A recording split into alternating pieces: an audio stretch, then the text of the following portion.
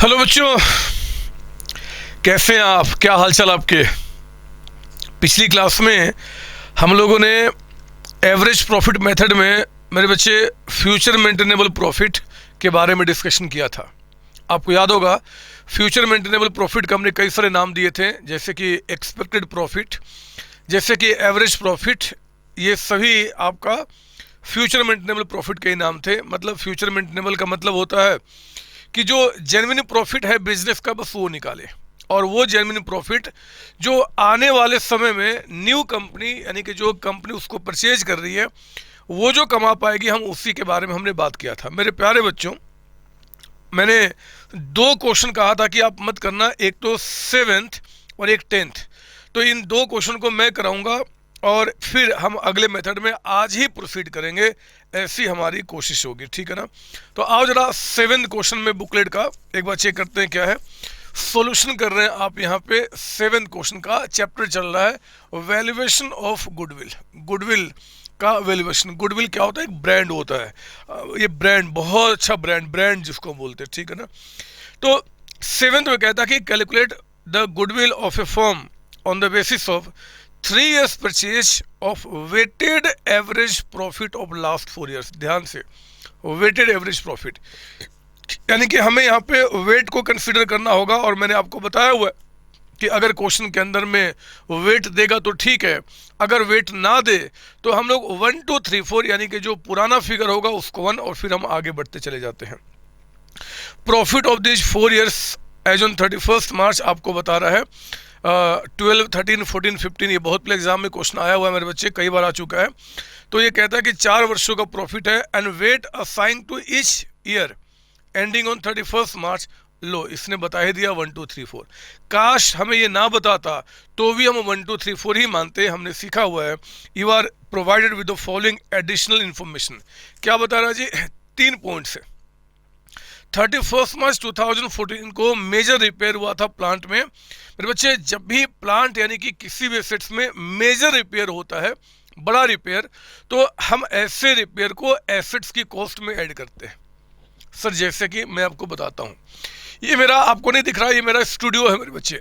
इस स्टूडियो के अंदर में अगर मान लो कुछ टूट गया, फूट गया, मैंने डेंटिंग पेंटिंग करा दिया, ये छोटा छोटा रिपेयरिंग होता है। लेकिन मैंने पूरे स्टूडियो का स्ट्रक्चर ही चेंज कर दिया, लाइटिंग्स, इसमें जितने साउंड प्रूफ के काम हुए हैं सब कुछ मैंने चेंज कर दिया। मेजर रिपेयर होता है, और ऐसे मेजर रिपेयर को अकाउंट्स कहता है कि आप अपने इस एसेट्स यानी कि जो आपका स्टूडियो है, इसी के कॉस्ट में ऐड करके आपको डेप्रिसिएशन चार्ज करना है। मतलब कहने का कि कोई भी एक्सपेंस बिजनेस में होता है, सिंपल शब्दों में समझा रहा हूं, कोई भी एक्सपेंस बिजनेस में होता है, उन एक्सपेंस को हम प्रॉफिट लॉस में दिखाते हैं। अकाउंट सिर्फ ये कहता है कि छोटा मोटा रिपेयर है उस साल ही प्रॉफिट लॉस में दिखा दो, रिपेयर नाम से। बड़ा रिपेयरिंग किया, मेजर रिपेयर, तो उसको एसेट्स की कॉस्ट में ऐड करो और उस पर डेप्रिसिएशन चार्ज करो। तो जैसे जैसे हम उस पर डेप्रिसिएशन चार्ज करेंगे उसको हम प्रॉफिट लॉस में दिखाएंगे। सारे खर्चे प्रॉफिट लॉस में जाते हैं, चाहे वो एसेट्स हो चाहे एक्सपेंस हो। एक्सपेंस उस साल का उस साल ही दिखा दिए। हमने जिनको एसेट्स माना, धीरे धीरे हम प्रॉफिट लॉस में दिखाते हैं जितना हम डेप्रिसिएशन चार्ज करते हैं। तो यहाँ पे अकाउंटिंग है। तो हुआ यहाँ पे क्या कि मेजर रिपेयर किया था, यानी कि जो एसेट्स की कॉस्ट में ऐड करना था, which was charge to revenue, हमने उसको एक्सपेंस दिखा दिया। रेवेन्यू में चार्ज करने का मतलब कि प्रॉफिट लॉस में दिखा दिया, गलत काम हुआ। The said sum is to be capitalized for the goodwill। Capitalize मतलब उसको एसेट्स माना जाएगा, और subject to adjustment of depreciation of 10% per annum on reducing balance method. मेरे बच्चे, एक तो 10% यहाँ पे पर एनम है, जब पर एनम होगा तो डेट आपको टाइम कंसीडर करना ही पड़ेगा, ठीक है। और मेथड क्या है जी? रिड्यूसिंग। पिछली क्लास में भी एक क्वेश्चन किया था हमने, जहाँ पे एसएलएम मेथड था, यहाँ पे डब्ल्यूडीबी है, written down value method. Closing stock कहता है कि 31st मार्च 2013 का ओवर वैल्यूड है, ज्यादा वैल्यू कर लिया है। देखेंगे इसका क्या करना है, आगे पढ़ना। To cover management cost and annual charge of 9600 should be made for the purpose of valuation of goodwill. आपका ये क्या है मैं ये भी समझाऊंगा। आओ ना, पहले मैं 7th में यहाँ पे लिखूं, मैं कंप्यूटेशन ऑफ, लिखिए मेरे साथ, computation of future maintainable profit. Future maintainable profit कह दो आप इसको, या कह दो कि profit for the purpose of valuation of goodwill, computation of profit for the purpose of valuation of goodwill, या अच्छा वर्ड होगा फ्यूचर मेंटेनेबल प्रॉफिट, हम इसको निकाल रहे हैं, ठीक है ना। तो हमारे पास जो है ईयर, कौन कौन सा ईयर है जी आपका, क्वेश्चन में 4 ईयर्स की कहानी है। एक तो आपका 31 मार्च 2012, थोड़ा जगह छोड़ के 31 मार्च 2013, 31 मार्च 2014 एंड 31 मार्च 2015, ये 4 ईयर्स की कहानी है। इसमें जो प्रॉफिट क्वेश्चन में गिवन है, प्रॉफिट जो क्वेश्चन में आपका गिवन है, पहले उसको लिखो। तो कहता है कि आपका पहले साल में जो आपका प्रॉफिट है, पहले साल में 2012 में, वो कहता है 40,400, लिखो ना 40,400। अगले साल कहता है कि 49,600 रुपीज़ का प्रॉफिट है, फिर कहता है कि 40,000 का प्रॉफिट आपका है, और तो लास्ट ईयर में कहता है 60,000 का प्रॉफिट आपका है, 60,000 का। मेरे बच्चे वेट तो बाद में, पहले इस प्रॉफिट को हमें सही करना होगा। और आप जरा आ जाओ पॉइंट नंबर 1 में, कहता है कि ऑन 31 मार्च 2014, एक मिनट, 31 मार्च 2014 यानी कि वो कहता है कि इस साल के एंड में, इस साल के एंड में, है ना बच्चे, ये 31 मार्च 2014 कब से कब तक चला होगा जी, 1 4 2013 से लेकर आपका 31 मार्च 2014। ये आपके लिए लिख रहा हूं ताकि आपको क्लियरिटी है। इस साल में कहता है कि मेजर रिपेयर हुआ था 12,000 का। तो मेरे बच्चे रिपेयर जो हुआ था वो हमारा एक्सपेंस नहीं था, हमें एसेट्स की कॉस्ट में ऐड करना था, लेकिन आपने उसको रेवेन्यू में यानी कि एक्सपेंस ट्रीट कर लिया। अगर आपने एक्सपेंस ट्रीट कर लिया तो प्रॉफिट निकालते समय आपने उसको माइनस कर दिया होगा, वो गलत है, आप उसको सुधारो। तो आप यहाँ पे 12,000 रुपीज़ क्या करना, ऐड कर देना ब्रैकेट में मेजर रिपेयर। मेजर रिपेयर जो आपका हुआ था उसको हमने क्या किया जी, यहाँ पे जो माइनस कर दिया था मेरे बच्चे प्रॉफिट निकालते समय, हम उसको ऐड बैक कर देंगे। बात समझ में आ गई। और क्योंकि इस साल के एंड में ये काम हुआ था तो इस साल डिप्रिसिएशन चार्ज नहीं होगा, अगले साल चार्ज होगा। समझ लो, अगर साल के एंड में आपने इस खर्च को किया था तो इस साल तो डिप्रिसिएशन चार्ज ही नहीं होना, कुछ यूज ही नहीं किया। साल के एंड में ही हमने क्या किया था, इस खर्च को किया था, हमें इस साल कोई डिप्रिसिएशन चार्ज नहीं करना। हाँ, अगले साल करना होगा। अगले साल हमने उसको पूरे 1 वर्ष यूज किया मेरे बच्चे, तो हमें क्या करना होगा, इस एसेट्स को जो हमने एक्सपेंस दिखा दिया था, हमने एक्सपेंस दिखा दिया था, हमने एक्सपेंस नहीं माना, अब उसे क्या माना जाएगा, एसेट्स माना जाएगा। और अगर एसेट्स माना जाएगा तो इस साल आप उस पर डेप्रिसिएशन चार्ज करेंगे। कितना जी, आपका 12,000 का 10% कितना हो जाएगा, 1200। ये क्या है, डेप्रिसिएशन ऑन आपका एसेट, ये एसेट्स पे आपका डेप्रिसिएशन हुआ। ठीक है ना, बात समझ में आ रही है। और ये रिड्यूसिंग मेथड से कोई मतलब नहीं बनता पहले वर्ष में। अगर ये कहानी आपका सेकंड या थर्ड ईयर तक जाता, मतलब इस साल के बाद 1 साल का और आपका प्रॉफिट दिया जाता, तो उस साल हम क्या करते जी, बचे हुए वैल्यू पे हम डेप्रिसिएशन चार्ज करते, जो आपने पढ़ा हुआ 11 क्लास में। बट यहाँ तो कुछ ऐसा हुआ ही नहीं। समझो मेरी बात ना, ये तो सिंपल है। फिर कहता पॉइंट नंबर 2 बहुत अच्छा है, इसको समझना होगा, लॉजिकली समझना होगा। पॉइंट नंबर 2 में कहता कि क्लोजिंग स्टॉक जो आपका 31 मार्च 2013 को, पहले मैं चेक कर लूं, 31 मार्च 2013, ये मेरे बच्चे कहता है कि यहाँ पे जो क्लोजिंग स्टॉक है, यानी कि आपने जब 31 मार्च 2013 को आपने जब ट्रेडिंग अकाउंट बनाया होगा, ट्रेडिंग अकाउंट, तो पता है क्या है, यहाँ पे जो क्लोजिंग स्टॉक आप लिखते हो, क्लोजिंग स्टॉक जो आप लिखते हो, वो कह रहा है कि आपने इस क्लोजिंग स्टॉक को 4800 ज्यादा लिख दिया, ओवर वैल्यूड ज्यादा लिख दिया। मेरे प्यारे बच्चों, मैं जानता हूं कि आपने 11th क्लास ठीक से पढ़ा हुआ है और आप जानते हैं कि इस ट्रेडिंग अकाउंट में ये साइड जो होता है, हम एक्सपेंसेस की एंट्री करते हैं और यहाँ पे रेवेन्यू यानी कि इनकम, जैसे कि सेल्स हो गया, हम उसकी एंट्री करते हैं। रेवेन्यू साइड आपका है, ये हमारा एक्सपेंस साइड है, ये हमारा रेवेन्यू साइड है। बहुत ध्यान से मेरी बात सुनना, अगर आपने रेवेन्यू साइड को ज्यादा लिख दिया, रेवेन्यू मतलब जहां पे आप इनकम दिखाते हैं, अगर इस साइड को, इनकम साइड को आपने ज्यादा लिख दिया तो प्रॉफिट आपका ज्यादा निकल के आया होगा। गलत बोल रहा हूं क्या? अरे मुझे बताओ, 5 लाख रुपीज का मान लो यहाँ पे अमाउंट था और जो एक्सपेंसेस थे वो मान लो 1 लाख रुपीज के, तो प्रॉफिट हमारा कितना निकल के आ गया, लिखना नहीं है, समझना है, 4 लाख रुपीज, 4 लाख रुपीज। अगर हमने इस साइड को, मतलब कोई भी इधर का फिगर मान लो सेल्स को ही हमने 5 के जगह पे कितना कर दिया, 550 लिख दिया, तो प्रॉफिट कितना हो जाएगा, 550 माइनस 1, 450 का अमाउंट। मेरे कहने का सिर्फ इतना मतलब है कि अगर इनकम साइड ज्यादा दिखा दोगे, या ऐसे कह दो सिंपल शब्दों में, इनकम को ज्यादा दिखा दोगे तो प्रॉफिट आपका क्या होगा जी, ज्यादा निकल के आएगा। और मेरे बच्चे अगर एक्सपेंस साइड को ज्यादा दिखा दिया, एक्सपेंस ज्यादा, तो प्रॉफिट क्या होगा, कम हो जाएगा। यही तो होता है। अब मेरी बात ध्यान देना, कहता है कि क्लोजिंग स्टॉक, मैं इन सब फिगर को हटाता हूं और मैं कुछ आपको बताता हूं। कहता है कि जो आपका क्लोजिंग स्टॉक है, वो कहता है कि मैं बाकी सारे इंफॉर्मेशन नहीं बताऊंगा, सिर्फ इतना कह रहा हूं कि ये जो क्लोजिंग स्टॉक है ये 4800 हमने ज्यादा लिखा है, ओवर वैल्यूड, ओवर वैल्यूड। तो मेरे बच्चे अगर ये क्लोजिंग स्टॉक की वैल्यू आपने ज्यादा लिखा है, यानी कि इनकम साइड को आपने ज्यादा लिखा है, और इनकम साइड को ज्यादा लिखने का मतलब कि प्रॉफिट जो आपका निकल के आया होगा इस साल का, वो ज्यादा निकल के आया होगा। जो गलत है हमें कम करना पड़ेगा। गलत बोल रहा हूं? नहीं सर, सही बोल रहे हो आप।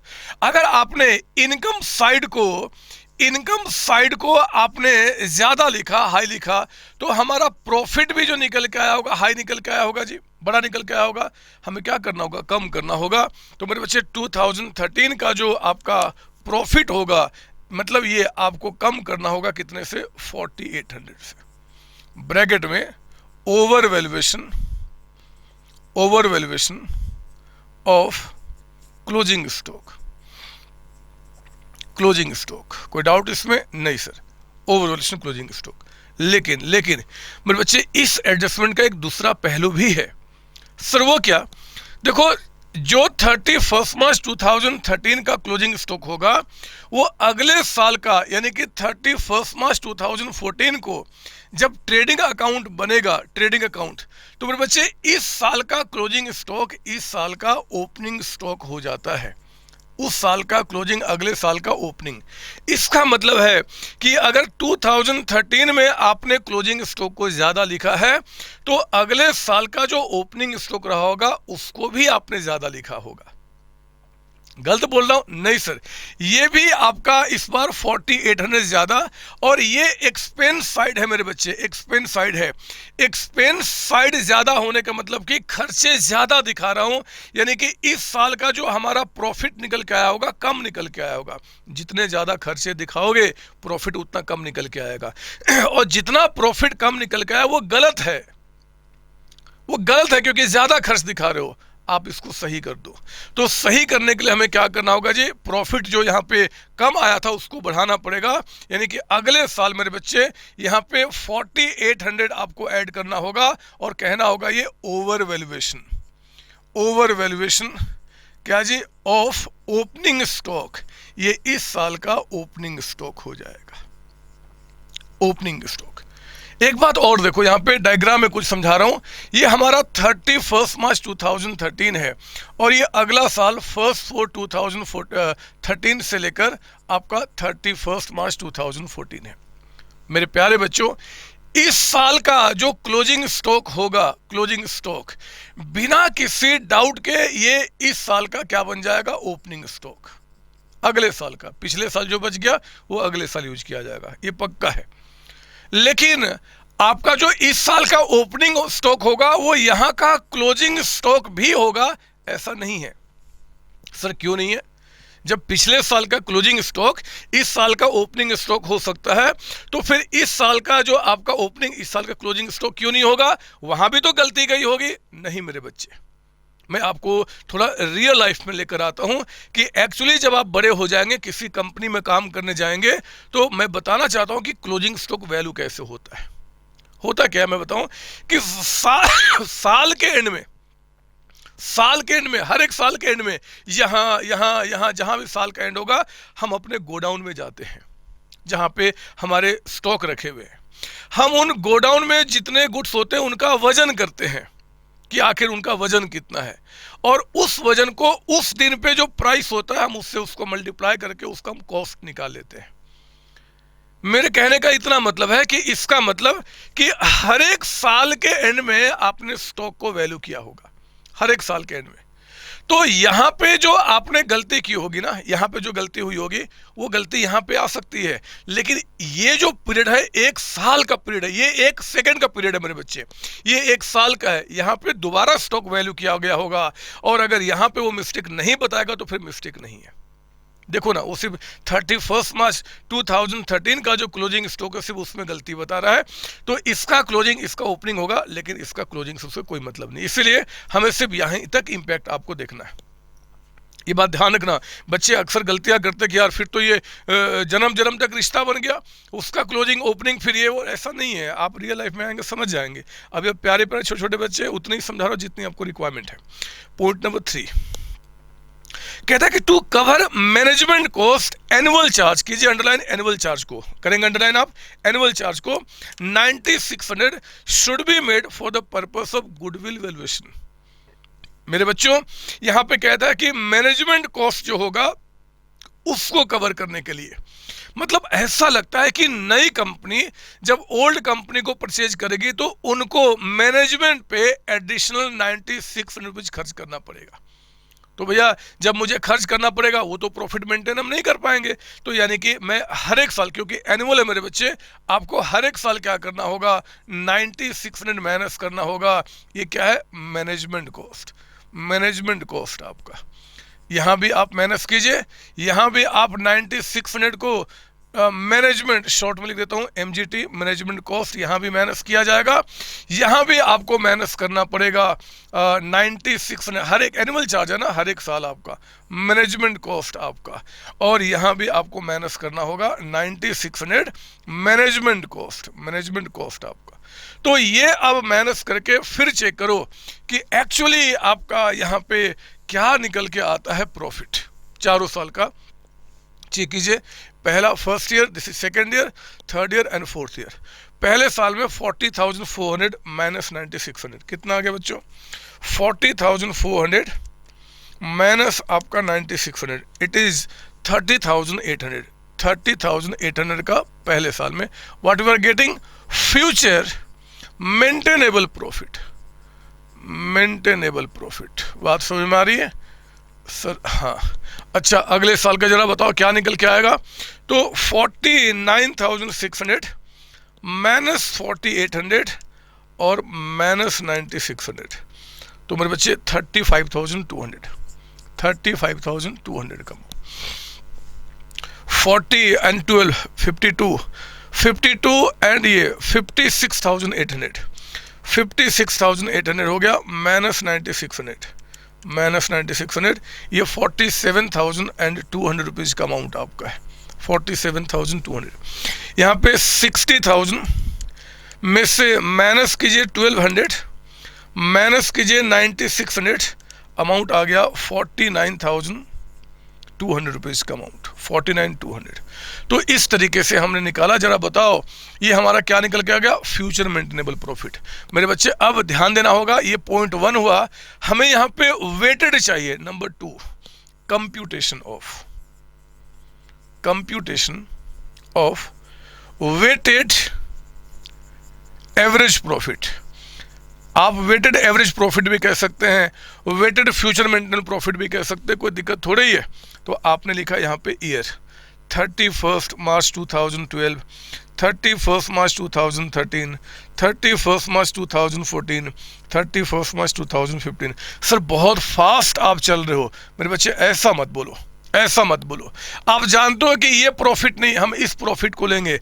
सब कुछ तो सीख चुके हैं, और अगर आप ऐसा सोच रहे होगे पढ़ते समय कि मैं तो जब सर हमें समझा लेंगे उसके बाद लिखना शुरू करूंगा, तो वो सही आदत नहीं है मेरे बच्चे। आपको स्पीड बढ़ाना ही पड़ेगा। लाइफ जब तक स्पीड में ना चढ़े ना, बोरिंग हो जाती है। मैंने अक्सर देखा हुआ है कि जब मुझे लगता है कि यार बहुत दिन गुजर गए हैं, कुछ नया मैंने नहीं किया, लाइफ में कुछ नया नहीं है, लाइफ बोरिंग सी हो जाती है। तो चैलेंजेस को आने दो, मज़ा आता है फेस करने में, मज़ा आता है।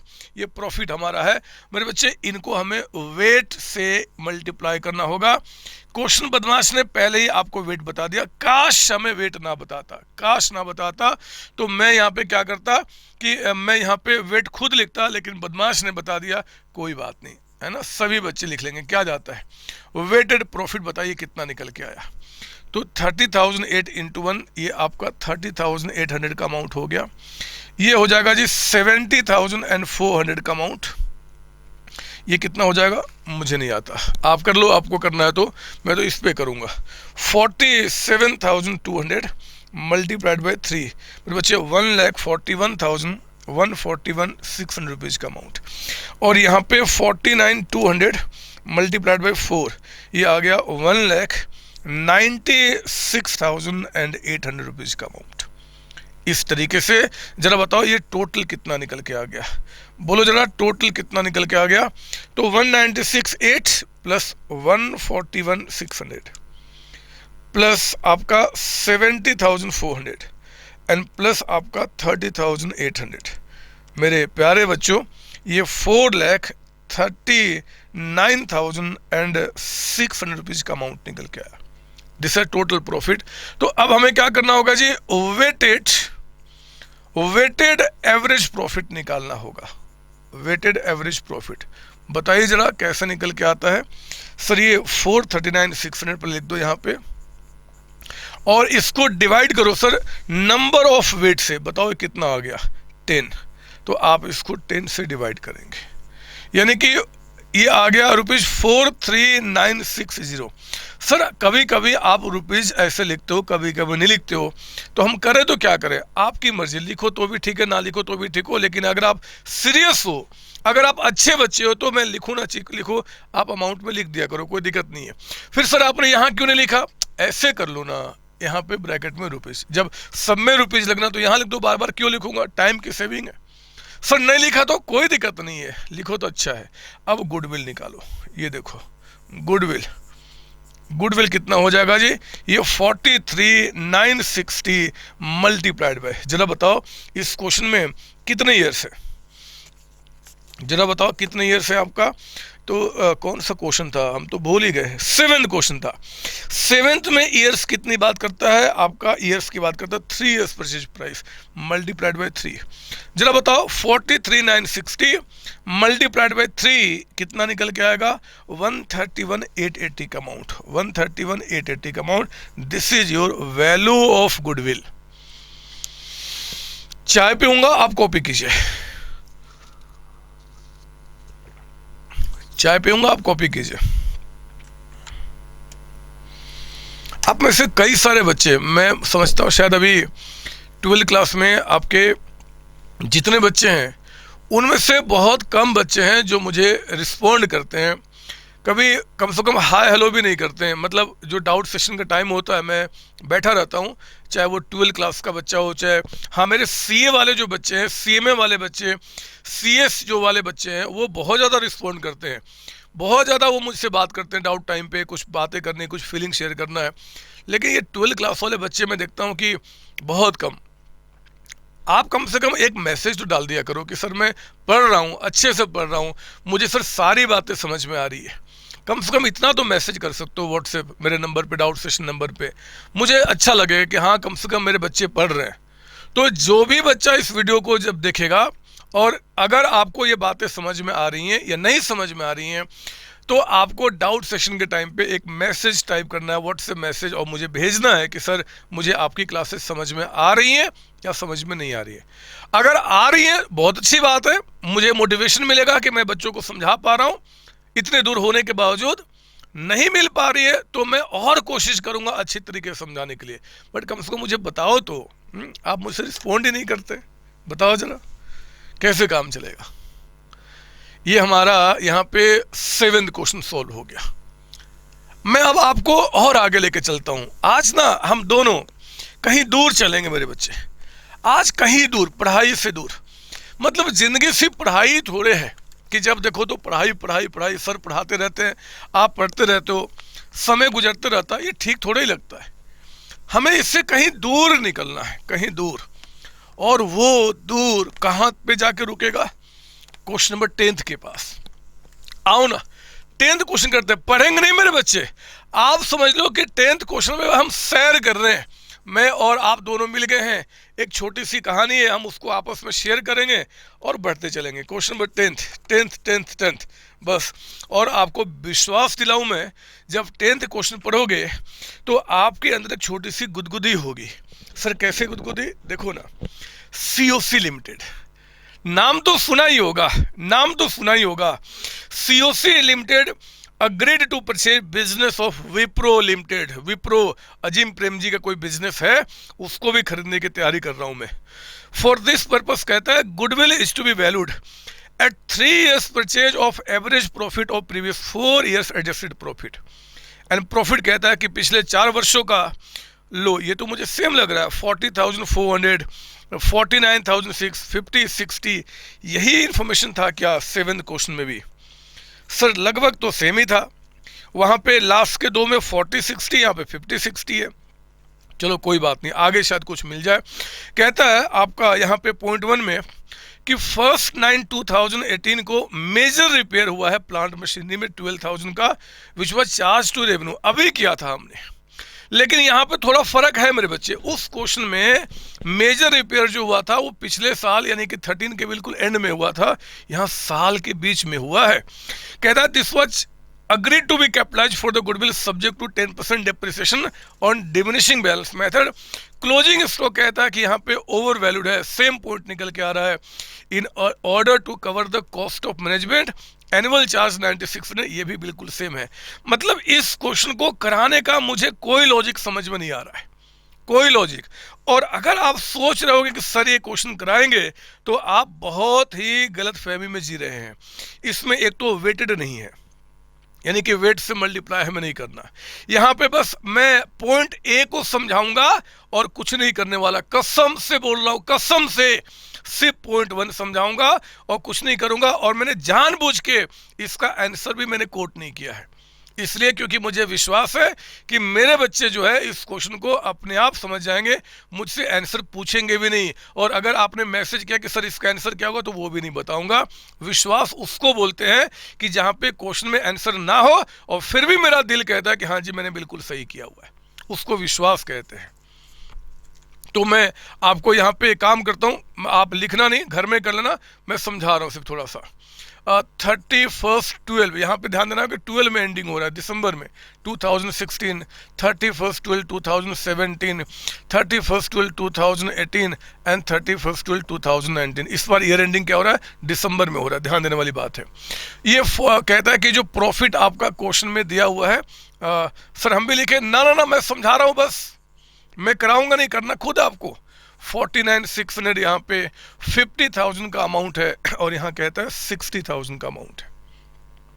कहता है 1st 9/2018 को, इस साल में मेरे बच्चे, ये जो 1 जनवरी 2018 से 31 दिसंबर 2018 का जो टाइम पीरियड चल रहा था, इसमें कहता है कि 1st 9/2018 को यहाँ आपने एक मेजर रिपेयर किया था जो कि एक्सपेंस दिखा दिया। पहले तो एक्सपेंस दिखा दिया, गलत है, मैं उस 12,000 को यहाँ पे एड बैक कर दूंगा। और क्योंकि इस साल भी ये एसेट्स यूज हुआ है, इस साल भी एसेट्स यूज हुआ, कितना? 9, 10, 11, 12, 4 मंथ्स, 4 महीने आपने यहाँ पे एसेट्स को यूज किया है। तो इस साल में इस 4 मंथ्स का हम डेप्रिसिएशन चार्ज करेंगे, यानी कि यहाँ पे 12,000 रुपीज पे रेट ऑफ डेप्रिसिएशन कितना है जी? 10%। एंड 4 मंथ्स का 4/12 है ना, बताइए कितना निकल के आ जाएगा? ये हो जाएगा आपका 300 का अमाउंट। और अगले साल में आपको क्या करना होगा, क्योंकि डिमिनिशिंग है, इस साल भी डेप्रिसिएशन चार्ज होगा, तो 12,000 में 300 तो माइनस कर देना, जो बच जाएगा उस पे 10% का डेप्रिसिएशन चार्ज किया जाएगा फॉर द होल ईयर। तो कितना हो जाएगा आपका? 11,700, 1170 आपका, ये निकल के आ जाएगा। तो इस तरीके से हमें क्वेश्चन को क्या करना है? सॉल्व करना है। ये तरीका होगा क्वेश्चन को सॉल्व करने का। बाकी पॉइंट्स मेरे बच्चे आप जानते हैं, वो कहता है कि आपका क्लोजिंग स्टॉक ओवर वैल्यूड है, तो आप समझ गए होंगे। हाँ, अगर एक केस बन सकता है एग्जाम में अलग से कि कह देता भैया कि मान लो ये तो हो चुका, ये क्वेश्चन बन जाएगा, मैं जानता हूं, मैं कुछ अलग समझा रहा हूं आपको, अलग समझा रहा हूं। अगर मान लो पॉइंट नंबर बी में कहता कि जो क्लोजिंग स्टॉक है, क्लोजिंग स्टॉक अगर कहता अंडर वैल्यूड है, मेरे बच्चे कह तो रहा है ओवर वैल्यूड, लेकिन अगर अंडर वैल्यूड कहता बाय मान लो 4800, अगर ऐसे कहता तो कोई बात नहीं। किस ईयर की बात कर रहा है? 17 का, इस साल में। हम लोग क्या करेंगे जी, कहता कि अंडर वैल्यूड है, कोई बात नहीं। हमने देखा कि ये हमारा ट्रेडिंग अकाउंट है 2017 का, जो क्लोजिंग स्टॉक है, मतलब ये क्लोजिंग स्टॉक यानी कि ये आपका, वो कहता कि 4800 से आपने कम दिखाया है। तो मेरे प्यारे बच्चों, अगर इस साल का कम दिखाया, अगर इस साल का कम दिखाया तो ये आपका रेवेन्यू मतलब इनकम साइड कम दिखाया, और इनकम साइड कम दिखाने का मतलब कि जो प्रॉफिट हमारा निकल के आया होगा वो भी कम निकला होगा, हम इसको बढ़ा देंगे।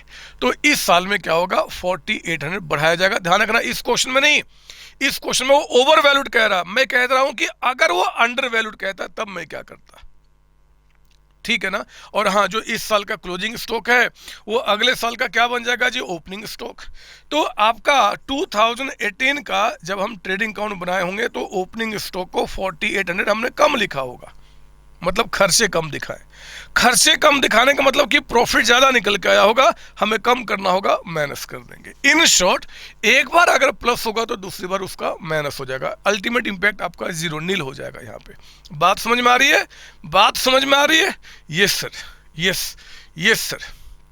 एक बात और मैं पॉसिबिलिटीज बता रहा हूं कि एग्जामिनर और कहां कहां तक सोच सकता है, और कुछ नहीं मेरे बच्चे, एक तो हमने ये बता दिया, मैं इसको हटाता हूं। एक बात और हो सकता है कि क्वेश्चन में कह दे कि क्लोजिंग स्टॉक अंडर वैल्यूड है 48 का, और किस ईयर का, लास्ट ईयर का 31/12/2019। बहुत ध्यान से, इस साल का कह दे कि भैया इस साल का क्लोजिंग स्टॉक जो है वो अंडर वैल्यूड है, तो ठीक है। अगर इस साल का क्लोजिंग स्टॉक अंडर वैल्यूड है तो लास्ट ईयर का जो क्वेश्चन में इंफॉर्मेशन है, जब ट्रेडिंग अकाउंट बनाया था तो इनकम को हमने कम दिखाया था, प्रॉफिट हमारा कम निकल के आया था, हम बढ़ा देंगे, यानी कि 4800 बढ़ा देंगे। लेकिन मेरे बच्चे, इसका क्लोजिंग स्टॉक जो है वो अगले साल का ओपनिंग स्टॉक होगा, और अगले साल का इंफॉर्मेशन यहाँ पे आपको नहीं चाहिए गुडविल को वैल्यू करने के लिए, क्योंकि इतने साल के बेसिस पे कह रहा है। तो फिर हम इसको ओपनिंग स्टॉक के इंपैक्ट को स्टडी नहीं करेंगे। अरे हम भगवान थोड़े ही है, हमें जितना इंफॉर्मेशन देगा उसी में तो प्लस माइनस करूंगा। हमें कहता है कि 4 साल के बेसिस पे गुडविल निकालो, लास्ट ईयर का क्लोजिंग स्टॉक कहता है तो ठीक है, लास्ट ईयर का क्लोजिंग स्टॉक है जी, गलत है, हमने उसको यहां कर दिया। लेकिन जो अगले साल का ओपनिंग स्टॉक होगा तो अगले साल तो कुछ बता ही नहीं रहा है, तो फिर कुछ करेंगे नहीं उसका, यहीं तक काम खत्म करेंगे, एक ही इंपैक्ट दिखाएंगे। समझ लो मेरी बात ना। एक और बात हो सकती है, वो कह देगा कि भैया इसका क्लोजिंग स्टॉक जो है ना वो गलत है, इसका क्लोजिंग स्टॉक क्या है जी, रॉन्ग है, तो हमने इसका इंपैक्ट सही कर दिया। लेकिन अगले साल के ओपनिंग स्टॉक को हमने करेक्टली वैल्यू किया है, कह दिया कि भैया क्लोजिंग स्टॉक रॉन्ग है लेकिन अगले साल के ओपनिंग स्टॉक को हमने करेक्टली वैल्यू किया, तो ठीक है, फिर सिर्फ यहां पे इंपैक्ट को सही करेंगे। जब ओपनिंग स्टॉक को सही कर ही दिया तो फिर क्या करना, कुछ भी नहीं करना। सर ऐसा कैसे हो सकता है, मत सोचो, ये सब बुकिश नॉलेज है। बुकिश मतलब बुक का नॉलेज। रियल लाइफ में क्या होता है, जब रियल लाइफ में जाओगे तो देखोगे कि सारा अकाउंटेंसी जो आप पढ़ रहे हो ये सब बकवास है। रियल लाइफ अकाउंटिंग बिल्कुल डिफरेंट दिखेगा मेरे बच्चे, वहाँ पे अलग अलग चीज़ें दिखेंगी और बहुत मज़े की चीज़ें दिखाई देंगी। ये तो बस आपको कॉमर्स में हर एक चीज़ का नॉलेज हो ताकि वो रियल लाइफ अकाउंटिंग समझ पाए, उसी प्रोसेस में आपके माइंड को अपग्रेड किया जा रहा है। ऐसे होगा तो क्या होगा, वैसे होगा तो क्या होगा, ये सोचने के लिए बस, और कुछ खास नहीं। इसलिए ज़्यादा दिमाग मत लगाओ और काम ख़त्म करो अपना। यहाँ पे आई बात समझ में? लो, मैं इसको मिटाता हूं और मैं सच्ची बता रहा हूं, अब मैं आगे निकलता हूं, मैं इनसे आगे निकलता हूं। मेरे बच्चे, पहला मेथड जो था हमारा वो हमने खत्म कर लिया। पहला मेथड यानी कि एवरेज प्रॉफिट मेथड, जिसके अंदर में 2 मेथड आते थे, वो हमने फिनिश कर लिया। हेलो बच्चों, कैसे हैं आप? रेगुलर क्लासेस, रिवीजन लेक्चर्स और जितने भी मेरे टेस्ट हैं आप बहुत अच्छी तरीके से अटेम्प्ट कर रहे हैं और आप आगे बढ़ रहे हैं। लेकिन मेरे बच्चे, मेरा सपना सिर्फ और सिर्फ आपको ही पढ़ाना नहीं है। मैं चाहता हूं कि इंडिया का एक एक बच्चा जो कॉमर्स के अंदर में है, जो कॉमर्स को सिलेक्ट किया है या जो चूज करने वाला है, वो सिर्फ और सिर्फ संतोष सर के अकाउंट्स को पढ़े।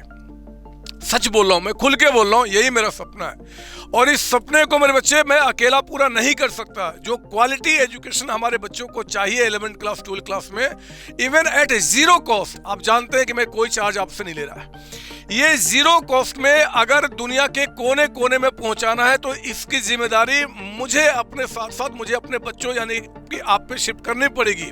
और आपको भी जिम्मेदारी उठानी पड़ेगी।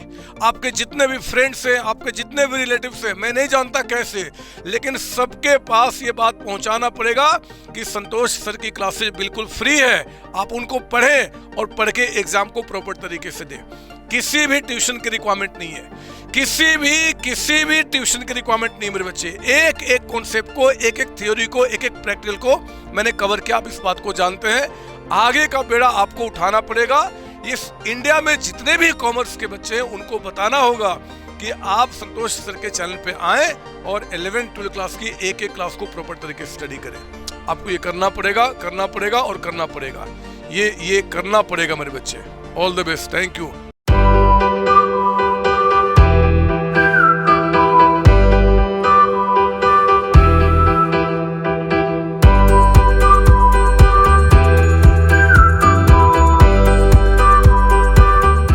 अब हम लोग क्या करेंगे, will enter into second method जिसका नाम है सुपर प्रॉफिट मेथड। लो, सुपर प्रॉफिट मेथड। सर ये क्या है? पहले तो आप दिमाग को शांत करो कि अभी आप कुछ पढ़ के निकले हो। आप दिमाग को शांत कर लो। आप चाहो तो अपने पापा से, अगर बहुत गुस्से में भी हैं या मम्मी बहुत गुस्से में है, तो उनको बोलो कि प्लीज़ एक गिलास मुझे पानी पिला दो। उनको बोलो एक बार कि आज मैं भी पढ़ाई कर रहा हूँ, मैं यहाँ से नहीं उठूँगा, मेरे सर बोल रहे हैं, आप बस एक गिलास पानी पिला दो। और वो पानी या जो भी पिलाएं आपको बस पी लेना और बिल्कुल दिमाग को फ्रेश कर लेना। उनको कह दो कि मम्मी पापा, अगर आपको मुझे पीटना है जूते से, चप्पल से, डंडे से, जो भी चीज़ से, अभी पीट लो, क्योंकि इस टॉपिक के बाद मेरे पास समय नहीं होगा पिटाने के लिए। आप वो भी चाहो तो कर लो, क्योंकि यहाँ पे ऐसी बात आपको बताने वाला हूँ मेरे बच्चे। आपको अपने मम्मी पापा को बताना होगा आज के बाद कि जो दूसरे बच्चों की औकात है, दूसरे बच्चों का लेवल है, दूसरे बच्चों का लेवल, आपका लेवल इससे कहीं ज्यादा है।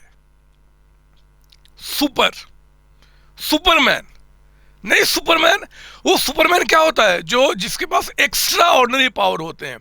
ऑर्डिनरी जो बच्चे हैं उससे एक्स्ट्रा पावर, ज्यादा पावर, उसको बोलते हैं सुपरमैन, स्पाइडरमैन। वो आपका, और पता नहीं, हमारे टाइम पे तो नागराज हुआ करता था, उसके बाल ऐसे टेढ़ा होता था। हम लोग, हमारे टाइम पे एक फैशन आया था कि जितने हम लोग क्लास के बच्चे थे, पानी लगा लगा के, हमारे उस समय तो आपका वो जो नहीं होता लगाते हैं बाल में बच्चे, आज के टाइम पे क्या बोलते वो, नाम ही भूल गया, जो लोशन की पता नहीं होता जो लगाते हैं, वो खड़ा रहता है बाल उनका, उस तरीके से नाम भूल गया। तो वो हमारे टाइम पे नहीं होते थे। तो हम लोग क्या करते थे कि बहुत तेल और पानी लगा के उसको इस तरीके से नागराज बना करते थे हम लोग, मजा आता था उस टाइम पे। तो एक्स्ट्रा ऑर्डिनरी पावर जब हमारे पास आता है दूसरों से, हम बनते हैं सुपरमैन, स्पाइडरमैन, यानी कि ज्यादा। वही काम सुपर प्रॉफिट का है। मेरे प्यारे बच्चों, जरा ध्यान सुनना मैं क्या बता रहा हूं। COC लिमिटेड, लिखना बंद करेंगे, ने कहा टाटा को कि टाटा आपको मैं खरीदूंगा। टाटा यानी कि ओल्ड कंपनी और COC यानी कि न्यू कंपनी। COC ने कहा कि मैं आपको परचेज करूंगा। टाटा कहा मैं बिकने को तैयार हूं, ले लो मुझे, बताओ मेरी कीमत लगाओ।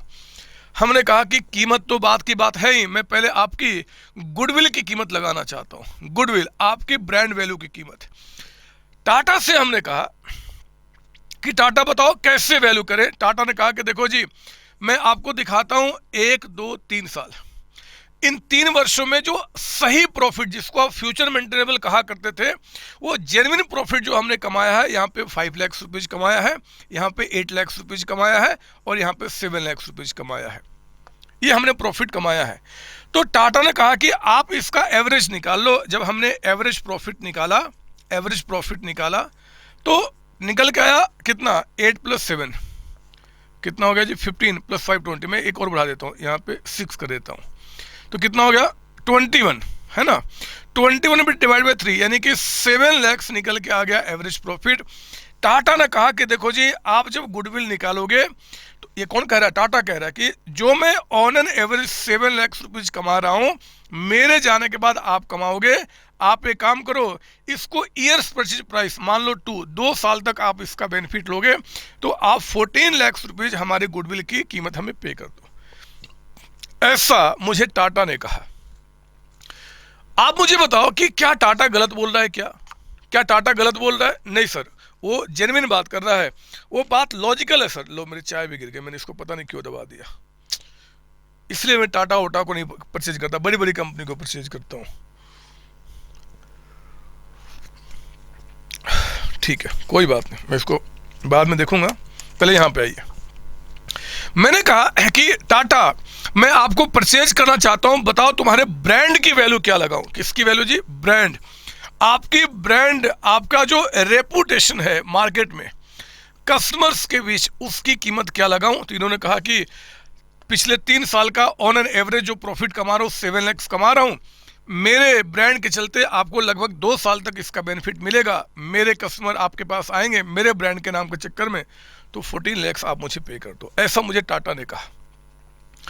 मैंने टाटा को बोला कि टाटा, ये ठीक नहीं है, ये ठीक नहीं लगता मुझे। उन्होंने पूछा क्यों, क्या दिक्कत है? मैंने बताया उनको कि देखो जी, आप कहते हो कि आपका मार्केट में एक ब्रांड है, एक रेपुटेशन है, और उसके चलते आप यहां पे क्या कर रहे हो कि 7 लाख ऑन एन एवरेज कमा रहे हो, तो आप कहते हो कि मेरे जाने के बाद आप अगले 2 साल तक ये पैसा कमाओगे, तो आप हमें 14 लाख पे कर दो। मुझे जेन्युइनली ये कह रहा है कि मुझे ठीक नहीं लग रहा है। बोला क्यों? कहते हैं देखो, गुडविल का मतलब होता है ब्रांड, और ब्रांड का मतलब होता है कि जब आप दूसरों से ज्यादा कमा रहे हो। ब्रांड का मतलब होता है कि एक मार्केट में अगर 2 दुकान है, shop A and shop B, एक ही मार्केट में 2 दुकान है, ये मान लो 5 लाख रुपए का प्रॉफिट कमा रहा है, और आप कहते हो कि बी यानी कि टाटा, आप कहते हो कि भैया मैं 7 लाख का प्रॉफिट कमा रहा हूं पर ईयर। तो अगर आपकी मार्केट में ब्रांड है ना, गुडविल अगर है, तो वो गुडविल आपको इससे कितना ज्यादा कमा रहे हो, उसको वो जो अमाउंट है वही आपका, मतलब मैं देख रहा हूं कि जो आपने जो मेहनत किया हुआ है, जो आपने ब्रांड बनाया है, उसके चलते ज्यादा कमा रहे हो, ज्यादा। फिर से दोबारा सुनना, सीओसी ने कहा कि एक मार्केट में 2 दुकान ए और बी, हर एक आदमी जो मार्केट में है वो कुछ ना कुछ कमा रहा है। आप अगर अपने ब्रांड यानी कि गुडविल की बात करना चाहते हो, तो ये बताओ कि आप दूसरों से ज्यादा कितना कमा रहे हो, क्योंकि अगर आप दूसरों से ज्यादा कमा रहे हो तभी आपने अपने कस्टमर को अच्छी सर्विस दी होगी, आफ्टर सेल सर्विस दी होगी, मतलब आप अच्छी तरीके से काम कर रहे होगे। अगर जितना ये कमा रहा उतना आप भी कमा रहे हो, तो फिर कौन सी गुडविल जी, फिर कौन सा ब्रांड? ये मेथड कहता है। तो हमने कहा कि फिर बताओ कहना क्या चाहते हो? तो हमने कहा कि देखो जी, इससे जो ज्यादा कमा रहे हो ना, कितना ज्यादा कमा रहे हो, 2 लाख रुपीज, ये हम इसको नाम देंगे सुपर प्रॉफिट। ध्यान देना, कहते हैं कि ये जो अमाउंट है, ये आप जो कमा रहे हो, ये आपका एवरेज प्रॉफिट है, एवरेज प्रॉफिट। और इंडस्ट्री में जो बाकी लोग कमा रहे हैं, बाकी लोग जैसे ये कमा रहा है, हम इसको क्या बोल देंगे? Normal profit. इंडस्ट्री में जितने भी लोग हैं कुछ ना कुछ तो कमा रहे होंगे। सर वो कैसे निकलता है, बात का विषय, पहले बहुत ध्यान से लॉजिक पे ध्यान दीजिए मैं क्या बता रहा हूं। हमने कहा कि जितने दूसरे लोग कमा रहे हैं उससे ज्यादा जो आप कमा रहे हो ना, वही आपका क्या है? सुपर प्रॉफिट है। और अगर गुडविल यानी कि ब्रांड की वैल्यू निकालनी है, तो आप इसके बेसिस पे निकालो।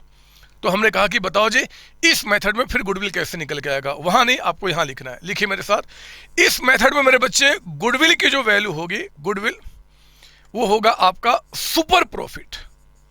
अभी तक हम किसको लिया करते थे जी? Average profit. आप जितना टोटल कमा रहे हो सबको लिया करते थे, अब नहीं, आप दूसरों से ज्यादा कितना कमा रहे हो, super profit into years purchase price, ये गुडविल निकाला जाएगा। ईयर्स परचेज प्राइस आप लिखो यहां पे, ठीक है ना सर? ये सुपर प्रॉफिट कैसे निकल के आता है? तो आप लिखिए super profit is equal to आपका यहां पे जो एवरेज प्रॉफिट है। और मेरे बच्चे, जब जब मैं एवरेज प्रॉफिट की बात कर रहा हूं तो याद रखना, वो प्रॉफिट जो सही किया हुआ है, फ्यूचर मेंटेनेबल प्रॉफिट, उसी का एवरेज लिया जा रहा है हमेशा। मतलब जहां जहां एवरेज प्रॉफिट आएगा हम एवरेज फ्यूचर मेंटेनेबल प्रॉफिट ले रहे हैं। माइनस हमने क्या बोल दिया, नॉर्मल प्रॉफिट। नॉर्मल प्रॉफिट ये आपका यहां पे निकल के आता है।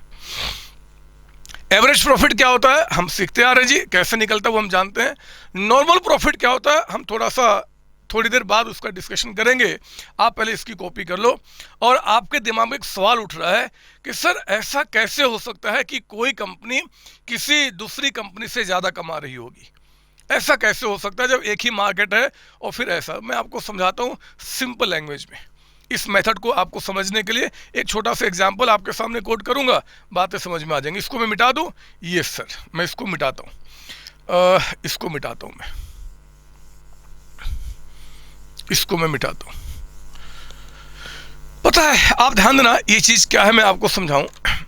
एक मार्केट में कोई भी एक मार्केट लेते हैं जो आपके घर के पास है, और इस मार्केट में दो शॉप है, दो शॉप बिल्कुल सेम टाइप का, सेम चीज, मतलब सब कुछ सेम है।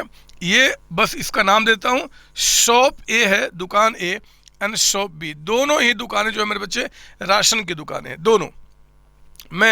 दोनों ही दुकानें क्या है, राशन की। अब हुआ क्या, एक बार मैं आपको बताऊं कि एक बार ये देखो, ये मैं आपका फोटो बना रहा हूं, ये आप हो, ये आप हो।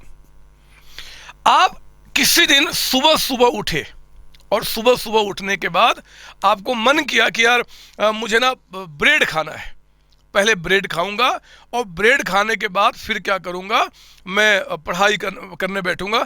ब्रेड खाने के पहले मैं पढ़ाई नहीं करूंगा, और टाइम भी नहीं कर रहा क्योंकि एक टाइम है जिस समय आपको पढ़ने बैठना है। तो आप क्या किए कि आपको ब्रेड खाने का मन किया, आप दौड़े दौड़े चले गए शॉप ए में। ये इसका दुकान का दरवाजा था, आप यहाँ पे एंट्री किए। आप बोले शॉप ए भैया, शॉप ए भैया, मतलब जिसका मालिक था वहाँ अंदर बैठा हुआ था। आपने बोला शॉप ए भैया, शॉप ए भैया, आप प्लीज़ हमें एक ब्रेड दे दो, जल्दी से मुझे खाना है, भूख लगी है, पेट में बहुत तेज से उसको खाऊंगा और फिर सर की क्लास देखना शुरू करूंगा, पढ़ाई करना शुरू करूंगा, आप प्लीज़ ब्रेड दे दो। मेरे बच्चे शॉप ए का जो मालिक था ना, वो इस कोने में कहीं बैठा हुआ था और कॉफ़ी पी रहा था, कॉफ़ी। उसने कहा कि ठीक है 2 मिनट रुक जा, मैं कॉफ़ी पी रहा हूँ, कॉफ़ी पी कर फिर मैं आपको ब्रेड दे देता हूँ। आपने कहा प्लीज़ मुझे भूख लगी, आप कॉफ़ी बाद में पी लेना, आप हमें क्या करो, ब्रेड दे दो। उसने इतनी तेज आपको तमाचा मारा कि आप बिलीव नहीं करोगे। बोला कि चुपचाप बैठ जाओ वहां पे, जब तक मैं कॉफी पी नहीं लूंगा तब तक मैं ब्रेड दूंगा नहीं, और मेरे दुकान से निकल के दिखा, फिर बताता हूं मैं यहाँ पे। आप डर गए मेरे बच्चे, और इस कोने में जाके आप बैठ गए। वो कॉफी पीते रहा, आपको घूरते रहा, आप बेचारे चुपचाप बैठे रहे। जब उसका कॉफी खत्म हो गया, उसने क्या किया, कोने से एक ब्रेड निकाला और ब्रेड लेके आपको बिल्कुल आपके मुंह पे इस तरीके से मारा। आपने ब्रेड किसी तरीके से रोका हाथ में, और पैसे आपने कहीं पे रख के आप वहां से निकल गए। ये आपको इसका ट्रीटमेंट मिला आपको यहां पे। मुझे बताओ अच्छा लगा क्या आपको? अच्छा लगा? नहीं सर बुरा लगा, बहुत बुरा लगा। खैर छोड़ो ना, दिन खराब तो हुआ होगा आपका, आप भूल जाओ सब कुछ। अगले दिन फिर से आपको भूख लगी, ब्रेड लेना था, क्योंकि ब्रेड खाने की आदत पड़ गई। जिसने किसी को कुछ अजीब अजीब आदतें हो जाती, उसी तरीके से ब्रेड खाने की आपको आदत हो गई है। आप रोटी नहीं खाते, बोलते बस मैं दुकान से खाऊंगा। आप चले गए, अब इस बार कहाँ जी, शॉप बी, यहाँ नहीं जाओगे। जब आप यहाँ पे गए ना, तो मैं आपको बताऊं क्या हुआ। जैसे ही आप यहाँ पे आए, शॉप बी का जो मालिक था आपको गोद में उठा लिया, गोद में उठा के बोला आओ आओ आओ, अंदर लेके चला गया, आपको बहुत प्यार से बैठाया। उसने पूछा पानी लोगे, चाय लोगे, बताओ क्या लोगे आप? आपने कहा कुछ नहीं, एक ब्रेड हमें निकाल के दे दो। वो बेचारा गया, बहुत ध्यान से ब्रेड लेकर आया, देखा कि एक्सपायरी डेट कब से अच्छा ना, सब कुछ ठीक, ये लीजिए ब्रेड आपको। और उसने पूछा कुछ और भी चाहिए क्या? तो मेरे बच्चे इतना अच्छा उसने ट्रीटमेंट आपके साथ किया था कि अब आपको मन किया कि चलो ब्रेड है, उसमें बटर भी लगा के खा लेंगे। आपने कहा एक बटर भी दे दो। सामान एक लेने गए थे आप, एक लेने सामान गए थे, दो सामान लेकर आप आ गए। और फिर आप जरा बताओ, यहाँ पे घर लौट गए। मुझे सिर्फ इतना बताइए, अगली बार अगर आपको ब्रेड की रिक्वायरमेंट आएगी, अगली बार, तो आप शॉप ए में जाओगे कि शॉप बी में जाओगे? सर अनडाउटली मैं शॉप बी में जाऊंगा। मेरे प्यारे बच्चे, ये कस्टमर बेस तैयार कर रहा है। ये इतनी जबरदस्त सर्विस आपको दे रहा है कि एक बार नहीं, बार बार आप इनके पास जाओगे, बार बार। और ये बिना किसी डाउट के यहां पे क्या होगा कि अब इसके पास कस्टमर बेस बनेगा, और एक नहीं आप 10 लोगों को बताओगे कि शॉप ए में मत जाना, शॉप बी में जाना, और मेरे बच्चे इस तरीके से इनका प्रॉफिट बढ़ेगा। इनकी मेहनत जो है कस्टमर के साथ, कस्टमर डीलिंग के साथ, वो रंग ला रही है और एक ब्रांड बनते चला जा रहा है। This is called brand value, goodwill, मेहनत। एक सवाल आपके दिमाग में उठ गया कि सर एक बात बताओ, चलो आपकी कहानी समझ में आया मुझे, ठीक है, लेकिन सर क्या कोई ऐसे डील करता है क्या, जैसे आप बता रहे हो कि आया मुझे तमाचा मारा ऐसा किया? मेरे बच्चे होता है।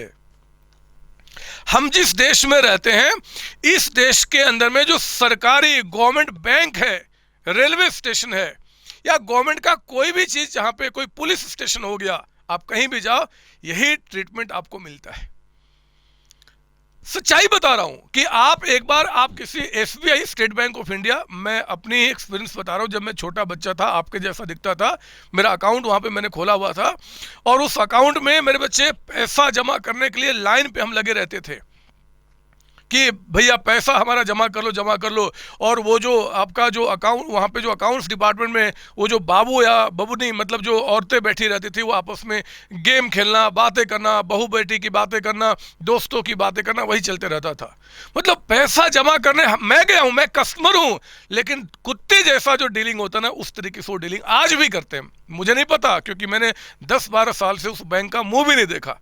पता नहीं गवर्नमेंट को हमारे कब समझ में आएगा कि क्या होता है। एसबीआई हमारे देश का सबसे बड़ा बैंक है, लेकिन प्रॉफिट के मामले में पता नहीं कितना छोटा है एज कंपेयर टू हमारे जो प्राइवेट बैंक्स आपके डीलिंग होता है। आप उसी तरीके से जरा आईसीआईसी बैंक में जाओ, आप अभी तो ऐड वो बंद हो गया, एक टाइम पे ऐड आया करता था कि जैसे ही आईसीआईसी बैंक में एंट्री करोगे अकाउंट ओपन करने के लिए, उनको दिखा कि यार ये तो इसका बर्थडे आज ही है, तो आपके पास एक थाली लेकर आता था उनका एक स्टाफ, और हैप्पी बर्थडे ऐसे ऐसे ट्रीटमेंट होता था। आप मुझे बताओ क्यों मैं जाऊंगा स्टेट बैंक ऑफ इंडिया में? और हमारे देश की क्या बेकार, मतलब गवर्नमेंट है, उनको भी नहीं पता कि ये ट्रीटमेंट जब तक हम नहीं देंगे, हमारे जो देश के जो गवर्नमेंट बैंक से, गवर्नमेंट सेक्टर की जो चीजें हैं, उनका सुधार नहीं हो सकता। तो पता नहीं मेरे बच्चे, खैर मैं कहां भावनाओं में जा रहा हूं, मुझे अपने टॉपिक पाने दीजिए। आज भी होता है, आज भी होता है। और हाँ, इनके ऐसा नहीं कि प्रॉफिट नहीं कमा रहे हैं, एक दो लोग तो यहां पे हमेशा फंसते ही फंसते हैं, भले वो आगे ना आए, लेकिन हमेशा मार्केट में नए कस्टमर बनते रहते हैं और फंसते रहते हैं। तो मैं कहता हूं कि ये जो प्रॉफिट कमा रहा है ना, वो मान लो 5 लाख रुपीज कमा रहा है इन ईयर, और जो शॉप भी कमा रहा है वो मान लो 7 लाख रुपीज कमा रहा है। मेरे बच्चे, आपकी गुडविल है, आपकी गुडविल नहीं है। और आप जो प्रॉफिट कमा रहे हो, हमारे मेथड में इसको क्या बोला जाएगा? एवरेज प्रॉफिट कह दो, एक्चुअल प्रॉफिट कह दो, या व्हाटएवर यू वांट टू से, एक्सपेक्टेड प्रॉफिट कह दो, फ्यूचर मेंटेनेबल प्रॉफिट कह दो, मतलब वहां झगड़ा नहीं है, कुछ भी कह सकते हो। एंड जो प्रॉफिट शॉप ए कमा रहा है, हम इसको क्या बोलेंगे? Normal profit. फिर गुडविल का मतलब क्या? आपने इससे ज्यादा मेहनत क्या किया, यानी कि सुपर प्रॉफिट। तो इसलिए हमने क्या कहा मेरे बच्चे, सुपर प्रॉफिट पहले निकालो, एवरेज माइनस नॉर्मल, और फिर जो आएगा उसी से ईयर्स परचेज प्राइस को मल्टीप्लाई करो। सर क्या पिछले वाले मेथड से और इस मेथड से सेम गुडविल आएगा? नहीं आएगा, वहां अलग आएगा, इससे अलग आएगा 100%। फिर सर दो, मतलब हम किस मेथड को अप्लाई करेंगे, आपके ऊपर डिपेंड नहीं करता। ये मेरे बच्चे, दोनों जो सेल कर रहा है अपने आप को और जो खरीद रहा है, वो दोनों बैठ के टेबल पे डिसाइड करते हैं कि किस मेथड से हमें गुडविल निकालना है, जिस पे दोनों एग्री हो जाएंगे। कुछ लोग एवरेज पे एग्री होते हैं, कुछ इस पे, कुछ अगले वाले मेथड पे। तो हमें किस पे एग्री होंगे उससे मतलब नहीं है, हमें सारे मेथड का नॉलेज हमें होना चाहिए।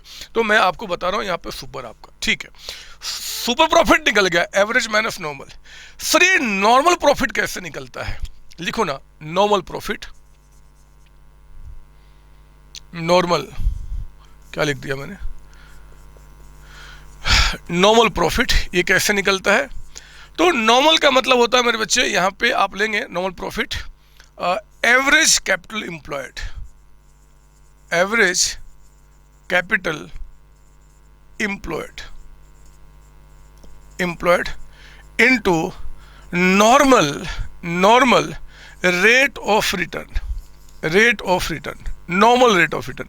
सर ये क्या होता है बताऊंगा, पहले आप लिख लो कि जब भी नॉर्मल प्रॉफिट निकालना होगा, average capital employed into normal rate of return. आप एक काम करना, यहाँ पे एवरेज को कर लेना आप underline, average capital employed. Sir ये एवरेज कैपिटल एम्प्लॉयड क्या होता है, लिखिए मेरे साथ यहां पे, average capital employed.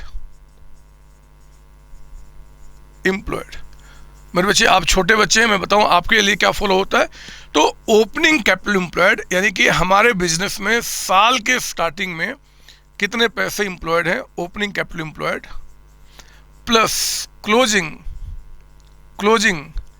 Capital employed, closing capital employed divided by 2 आपका एवरेज निकाला जाएगा, opening plus closing divided by 2। लेकिन यहां पे एक नोट भी आपके पास है। नोट क्या जी, कहते हैं कि if information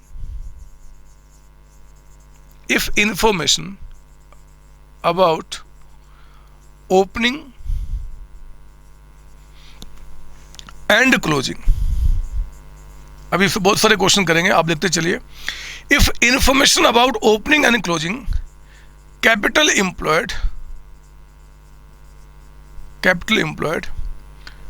is not given in question, comma, then capital employed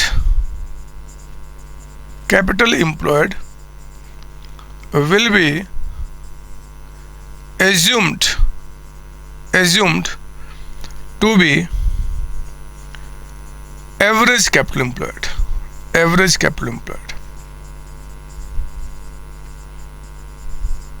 sir मतलब मेरे बच्चे एवरेज कैपिटल एम्प्लॉयड का मतलब, पहले तो एवरेज कैपिटल एम्प्लॉयड का मतलब होता है कि हमारे बिजनेस में कितना कैपिटल एम्प्लॉयड है ऑन एन एवरेज। जब भी हम एवरेज निकालते हैं, अगर कोई कहता है कि एवरेज स्टॉक निकालो तो opening stock plus closing stock divide by 2। कोई बोलता है एवरेज कैपिटल एम्प्लॉयड निकालो, opening capital employed plus closing capital employed divide by 2। और भी फॉर्मूला होते हैं, बट आपके लिए रेलिवेंट नहीं है, छोटे बच्चे हैं। जब आप बड़े होंगे सीएससी में आएंगे तो वहाँ पे हम सीखेंगे और सिखाऊंगा मैं आपको, बट अभी तो बस इतनी छोटी सी बात है। हाँ, आपके बुक कहता है, आपका बोर्ड कहता है कि देखो जी, अगर मैं क्वेश्चन के अंदर में आपको opening capital employed and closing capital employed का अलग अलग फिगर ना बताऊं, सिर्फ एक ही कैपिटल एम्प्लॉयड मैं आपको दे दूं, एक ही कैपिटल एम्प्लॉयड, तो उसी को आप एवरेज एज्यूम कर लेना, उसी को आप एवरेज मान लेना और बस, आपको टेंशन नहीं करना है। तो ऐसा कहा गया है, तो ठीक है, हम इसको भी मान लेंगे जी। If information about opening closing capital employed is not given in question, then capital employed जो आपका है, ऐसे कर दो, गिवन कैपिटल एम्प्लॉयड, देन चलो कोई बात नहीं, कैपिटल एम्प्लॉयड जो होगा वही एज्यूम टू बी आपका ही। सर ये कैपिटल एम्प्लॉयड कैसे निकलता है वो बताओ मेरे प्यारे बच्चों। सब बताऊंगा एक एक करके, लेकिन थोड़ा सा सब्र तो करो, पहले मैं इस पे एक दो क्वेश्चन करा दूं, फिर मैं अभी कैपिटल एम्प्लॉयड कैसे निकलता है उस पर भी हम बात कर लेंगे। लेकिन आप एक काम करो, अभी फिलहाल आप एक काम करो, इस पेज पे अभी हमें बहुत सारी बातें लिखानी है कि कैपिटल एम्प्लॉयड कैसे निकलता है, नॉर्मल रेट कैसे निकलता है, वो सारी बातें आप इस पूरे पेज को छोड़ दो। अगर आपके बुक का मतलब मेरे हिसाब से इतना जगह भर गया होगा, तो लास्ट में जितना जगह भी छोड़ दो आप, उसको हम देखेंगे कैसे निकल के आता है। आप अगले पेज से शुरू करेंगे। अगर आप पूरा पेज भर चुके हैं, इस पेज को छोड़ दीजिए, उसके अगले पेज से। तो आओ ना, मैं कुछ एग्जाम्पल पहले यहाँ तक करा दूँ, उसके बाद एग्जाम्पल लिखिए। एग्जाम्पल नंबर 1 कहता है क्वेश्चन में कि आपका जो एवरेज प्रॉफिट है, लिखिए मेरे साथ, एवरेज प्रॉफिट, वो कहता है 7 लाख रुपीज का अमाउंट है, 7 लाख। नॉर्मल प्रॉफिट जो आपका है, मतलब नॉर्मल प्रॉफिट का मतलब होता है इंडस्ट्री में जो बाकी लोग हैं वो कितना कमा रहे हो लगभग आपका। तो मान लो हमने 4 लाख रुपीज यहाँ पे सोचा हुआ है। बोलता है कि calculate goodwill at 2 years purchase price, 2 years purchase price by number 1, number A कर दो आप, एवरेज प्रॉफिट मेथड, मतलब जो हम लोगों ने पिछली क्लास तक सीखा है। और नंबर बी कहता है सुपर प्रॉफिट मेथड। ठीक है ना? तो आप सुनिए मेरी बात, सॉल्यूशन के अंदर में हम क्या करेंगे। यहां पे मेरे बच्चे, जब आपको एवरेज प्रॉफिट मेथड से गुडविल निकालना है, तो मुझे बताओ जरा, क्वेश्चन में आपके पास एवरेज प्रॉफिट कितना दिया हुआ है? इट्स 7 लैक्स। तो will take 7 lakhs multiplied by कितना 2, यानी कि आपका 14 लैक्स का अमाउंट, 14 लैक्स। अगर मुझे गुडविल निकालना पड़ रहा है यहाँ पे कौन से मेथड से जी? आपका बी, यानी कि सुपर प्रॉफिट मेथड। तो मेरे प्यारे प्यारे बच्चों, भोले भोले बच्चों, पहले आपको निकालना पड़ेगा सुपर प्रॉफिट। और मुझे बताइए ये क्या फॉर्मूला था हमारा? सर एवरेज प्रॉफिट, मतलब जो मैं कमा रहा हूं, माइनस नॉर्मल प्रॉफिट जो बाकी लोग कमा रहे हैं इंडस्ट्री में। तो मैं कितना कमा रहा हूं जी? 7 लैक्स। जरा बताओ इंडस्ट्री में बाकी लोग कितना कमा रहे हैं? 4 लैक्स। तो दूसरों से ज़्यादा मैं कितना कमा रहा हूं? 3 लैक्स। गुडविल जब हमें वैल्यू करना है इस मेथड से, तो क्या करेंगे? सुपर प्रॉफिट, अभी सब कुछ लिखो, इनटू ईयर्स परचेज प्राइस। तो यहां पे सुपर प्रॉफिट कितना है? 3 लैक्स। और ईयर्स परचेज प्राइस कितना है जी? ईयर्स परचेज प्राइस कितना लिखा था? 2। तो यहां पे कितना आ गया? 6 लैक्स का अमाउंट। आप देख रहे हो दोनों ही मेथड में गुडविल की वैल्यू आपका यहाँ पे डिफरेंट आ रही है, यहाँ पे 14 लैक्स और यहाँ पे 6 लैक्स। और ये भी कहना गलत नहीं होगा कि मेरे बच्चे अगर इस दोनों मेथड में कंपेयर किया जाए कि गुडविल की वैल्यू किस में ज़्यादा होगी, तो हमेशा इस मेथड्स में गुडविल ज़्यादा होगी, क्योंकि ये एवरेज पे ही बात कर रहा है। ये तो आपका ये माइनस इस पे बात कर रहा है, तो हमेशा इसमें ज़्यादा निकल के आएगा इस मेथड से। 1 नंबर का क्वेश्चन आ गया कि बताओ गुडविल की वैल्यू किस में ज़्यादा निकल के आएगी, तो अनडाउटली एवरेज प्रॉफिट मेथड पे। ठीक है ना? आप प्लीज़ कॉपी कर लो। आप कॉपी कीजिए, मुझे थोड़ा पानी पीना है। मैंने पानी सब कुछ मैं लेकर रखता हूँ यहाँ पे अपने पास, देख रहे हो आप सब कुछ। और एक्चुअली रखता नहीं हूँ मैं, आप अगर बिलीव करोगे मेरे शब्दों पे, तो मैं सोचता हूँ, जो चीज़ मैं सोचता हूँ कि यार ये मेरे पास होना चाहिए, वहाँ पे आ जाता है मेरे पास। आपने देखा था मैंने चाय अपने पास यहाँ पे आया था, मैंने बताया नहीं था अपनी शक्ति के बारे में, लेकिन मेरे बच्चे सोचने से मेरे पास सब कुछ आ जाता है।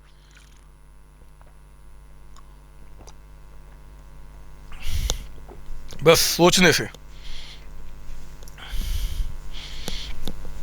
ठीक है, एग्जाम्पल नंबर 1 हो गया। अब मैं इसको मिटाता हूं और एग्जाम्पल नंबर 2 आपको दिखाता हूं। एग्जाम्पल नंबर 2, आओ ना, लिखिए मेरे साथ यहां पे एग्जाम्पल नंबर 2। एक बड़े कॉन्सेप्ट को छोटे छोटे पार्ट में आपको समझा रहा हूं ताकि बहुत अच्छी तरीके से बातें समझ में आ जाए। मेरे बच्चे एवरेज प्रॉफिट क्वेश्चन में दिया हुआ है। सर हमेशा दिया रहेगा ना, निकालना भी पड़ सकता है जैसे हम पहले निकाला करते थे। 8 लाख रुपए। क्वेश्चन में कहता है कि आपका कैपिटल एम्प्लॉयड, कैपिटल एम्प्लॉयड 2 बता रहा है, ओपनिंग एंड क्लोजिंग, मतलब साल के स्टार्टिंग में आपका कैपिटल एम्प्लॉयड कितना है, ये कहता है कि 20 लाख रुपए। साल के एंड में कहता है कि कैपिटल एम्प्लॉयड कितना है, इट्स 24 लाख रुपए। ठीक है ना? और आपको normal rate of return, normal rate of return आपको दिया हुआ है, वो कितना, मान लो 10%। 10%। फिर कहता है कि calculate years purchase price, years purchase price, ये कहता है आपका मान लो 3 है, 3 ईयर्स, मतलब 3 साल तक इस बेनिफिट को मैं लूंगा। कहता है कि calculate goodwill by super profit method. मेरे प्यारे प्यारे बच्चों, पहले हमें यहाँ पे हमें एवरेज पता है, हमें नॉर्मल प्रॉफिट निकालना होगा। एंड नॉर्मल प्रॉफिट को निकालने के लिए पहले हमें एवरेज कैपिटल एम्प्लॉयड। तो बताइए जरा, एवरेज कैपिटल एम्प्लॉयड कैसे निकालूंगा? सर एवरेज कैपिटल एम्प्लॉयड यानी कि opening 20 lakh plus closing 24 lakh divide by 2, कितना आ गया, 22 लैक्स। अब मुझे इसके बाद नॉर्मल प्रॉफिट निकालना होगा। वो नॉर्मल प्रॉफिट कैसे निकल के आएगा जी? तो 22 लैक्स, ये देखिए एवरेज कैपिटल एम्प्लॉयड कहाँ गया, average capital into normal rate of return कितना है 10%। सर क्या ये हमेशा दिया रहेगा नॉर्मल रेट? निकालना भी पड़ सकता है। सर कैसे निकालूंगा? ठहरो ना, मैं हूं ना अभी जिंदा, आप ठहरे तो थोड़ा सा। 2,20,000 दिस इज नॉर्मल प्रॉफिट आपका ना। अब हमें क्या करना है जी? We know the average capital employed, we know the normal profit. अब हमें निकालना होगा यहाँ पे क्या बोलते हैं आपका सुपर प्रॉफिट। और इसमें हम क्या करेंगे? एवरेज, यानी कि एवरेज कितना प्रॉफिट जी? Average 8 lakhs, 8 lakhs average profit minus normal यानी कि 2,20,000, तो ये कितना आ गया? 5,80,000। और फिर जब आप यहाँ पे गुडविल को निकालेंगे तो हम क्या करेंगे जी? सुपर प्रॉफिट यानी कि 580 multiplied by years purchase price जो कि 3 आपको दिया हुआ है, कितना हो गया? 17,40,000। ये हमारा गुडविल का वैल्यू निकल के आ गया। आप मेरी बातें समझ रहे हो ना मेरे बच्चों? Yes sir. कुछ डाउट तो इसमें नहीं हो रहा ना? नहीं सर, ये तो सिंपल है। लेकिन सर समझाओ ना कि ये जो आपका यहाँ पे एवरेज कैपिटल एम्प्लॉयड है वो ये तो आपने ठीक है जी, ये कैपिटल एम्प्लॉयड कैसे निकलता है सर वो बताओ। कैपिटल एम्प्लॉयड, तो चलो मैं अब इसको मिटाता हूं और कुछ और आगे आपको बातें समझाता हूं। मैं इसको मिटाता हूं और कुछ आगे और बातें समझाता हूं। मेरे बच्चे ध्यान देना, मैं अब आपको समझा रहा हूं यहाँ पे कैपिटल एम्प्लॉयड कैसे निकलता है। लिखिए मेरे साथ, यहाँ पे लिखेंगे इसके आगे जहां जगह आपने छोड़ा था। अच्छा नहीं, एक मिनट, एग्जाम्पल एक और, एग्जाम्पल नंबर 3, माफ कीजिए, एक एग्जाम्पल और कराना था। कहता है कि एवरेज प्रॉफिट, एक एग्जाम्पल और करेंगे आप। एवरेज प्रॉफिट ये कहता है 3,40,000। कहता है कि capital employed, capital employed 10 lakhs, normal rate of return, normal rate of return 20%, years purchase price 1.5, calculate goodwill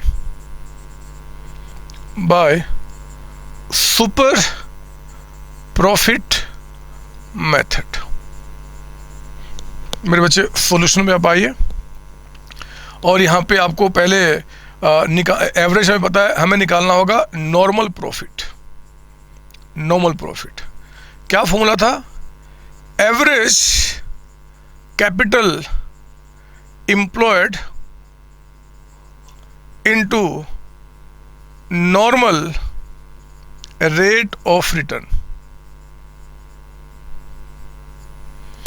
एक बात बताओ, क्या इस क्वेश्चन में कैपिटल एम्प्लॉयड ओपनिंग का और क्लोजिंग का आपको दिया है क्या? बोलो बोलो, दिया है? इसमें नहीं दिया है। क्या आप ओपनिंग क्लोजिंग का कैपिटल एम्प्लॉयड निकाल सकते हो क्या इस क्वेश्चन के अंदर में? सर कहीं कोई इंफॉर्मेशन ऐसा नहीं है जहां ओपनिंग क्लोजिंग हम निकाल सकते हैं। तो मेरे बच्चे फिर कैपिटल एम्प्लॉयड को ही हम लोग क्या एज्यूम कर लेंगे? Average capital employed. जब दोनों इंफॉर्मेशन ना होगा तो कैपिटल ही क्या मान लेंगे? एवरेज। तो हम क्या करेंगे जी? 10 lakhs का अमाउंट हमने इसको आपका लिया, एवरेज ही कैपिटल एम्प्लॉयड होगा इनटू 20%। बताओ कितना आ गया आपका? 2 lakhs रुपीज। समझो मेरी बात? फिर हम क्या करेंगे? अब निकालेंगे सुपर प्रॉफिट, दूसरों से ज्यादा, दूसरों से ज्यादा। तो हमने कहा कि भैया हमारा एवरेज जो है 340 है, नॉर्मल आपका 2 lakhs है, तो 1,40,000 का अमाउंट। और जब आप गुडविल को यहाँ पे निकालेंगे, गुडविल, तो 140 multiplied by years purchase price 1.5, बताइए कितना? तो आई थिंक 210 आ जाएगा, फिर भी 140 इंटू 1.5, यस 2,10,000। ये 2,10,000 रुपए की वैल्यू ऑफ गुडविल निकल के आ जाएगी। It's very simple, very simple. मैं तो इतना कहना चाहता हूं कि अगर कैपिटल एम्प्लॉयड का ओपनिंग क्लोजिंग ना बताए या नहीं निकाल सकते तो फिर आपको एवरेज लेना पड़ेगा, माफ कीजिए, जो वही होगा उसी को एवरेज मान लेना पड़ेगा।